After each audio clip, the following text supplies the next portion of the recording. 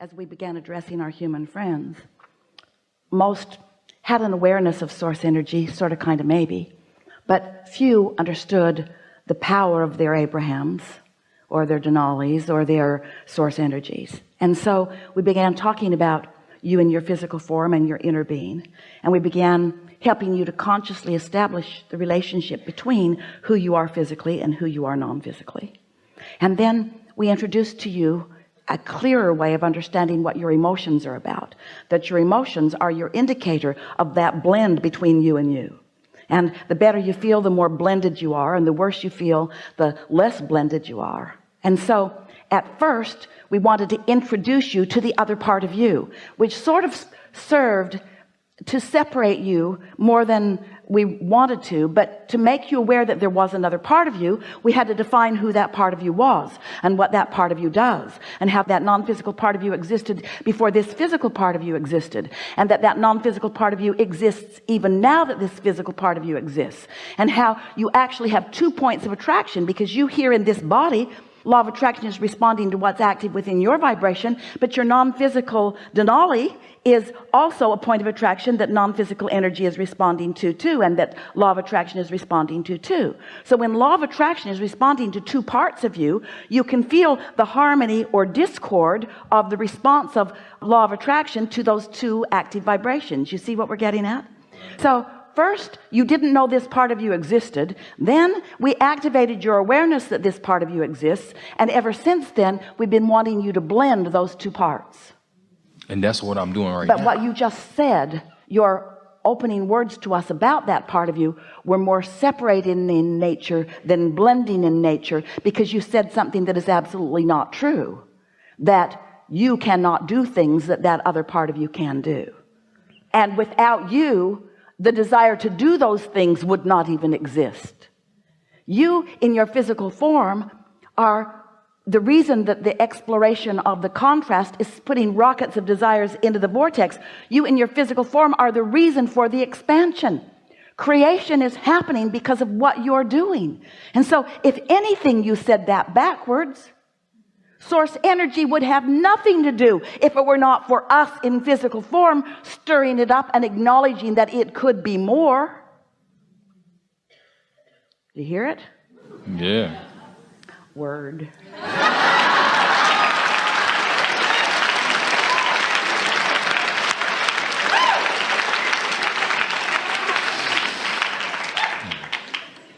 And so talk to us about this relationship.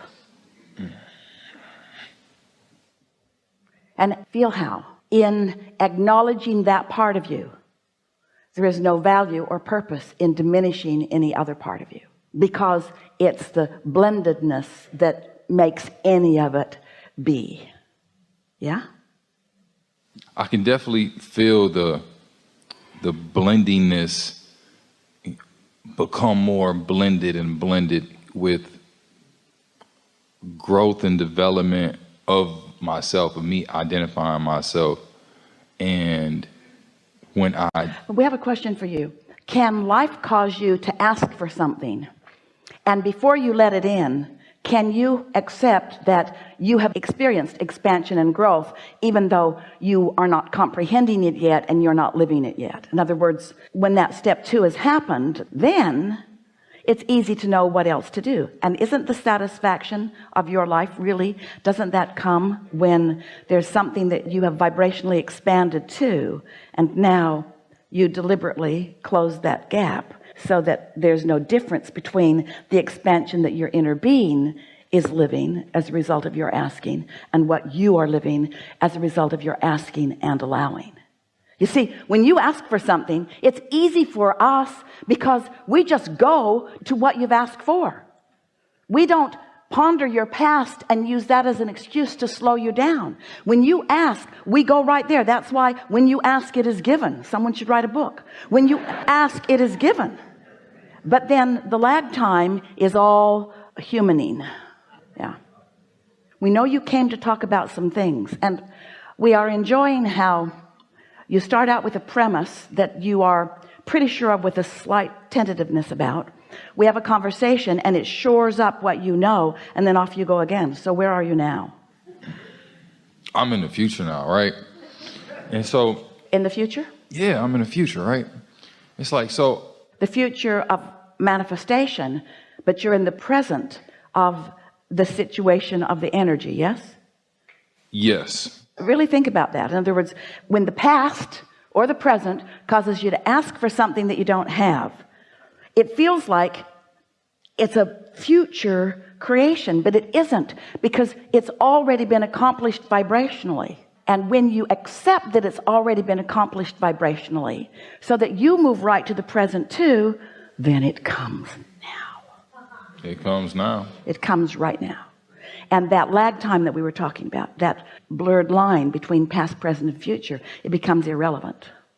It's just this soft, lovely flow where this deliberate, creative creature explores and expands and keeps up with what you've expanded too.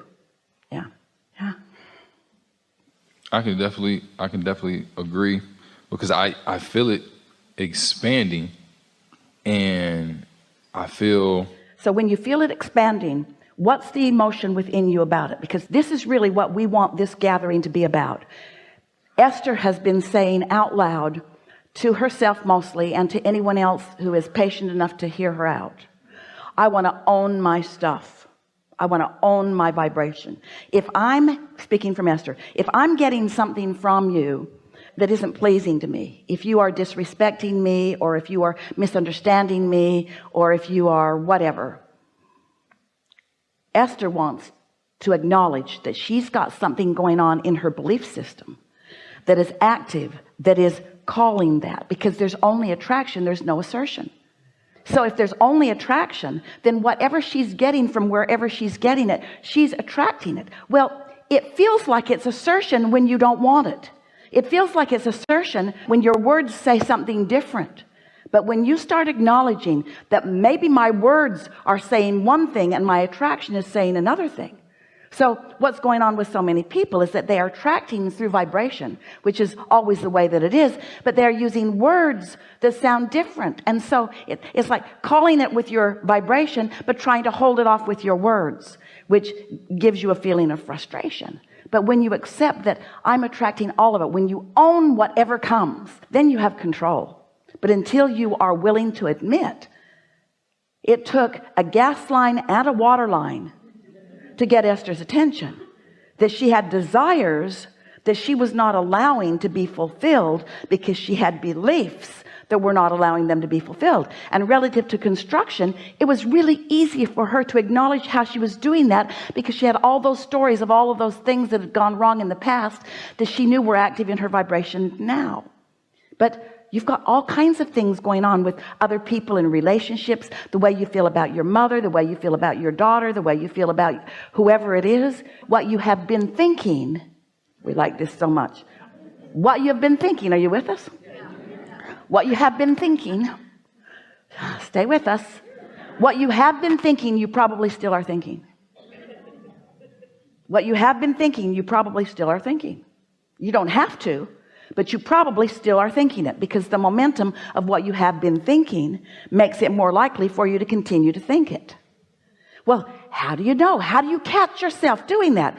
How do you figure out when you're thinking something that is clogging up your new desire? The pipe groans. The pipe in the attic groans. The pipe under the ground groans. The pipe within you groans. It feels like negative emotion. I'm asking for stuff I'm not letting flow, because I've got this habit of thought that is bogus. It's flawed. It's based on the past. It has nothing to do with now. And my inner being isn't thinking it, so why am I? That cleans it up really fast. This was a new conversation, a really good conversation. We don't find much in your vibration that's got your pipes pinched off. Your pipes feel pretty wide open to us.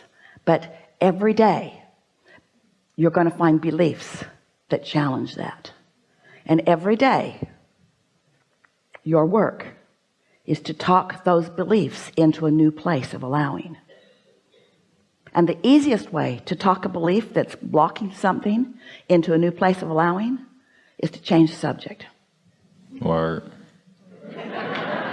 Get off of it. Don't try to defend it. And most important, don't try to explain it to anybody else, because they're not going to get it. Oh, I had this experience I would like to tell you about. And if you look deep into their eyes, they're looking back at you and they're saying, please don't. Please don't. Please don't tell me about it.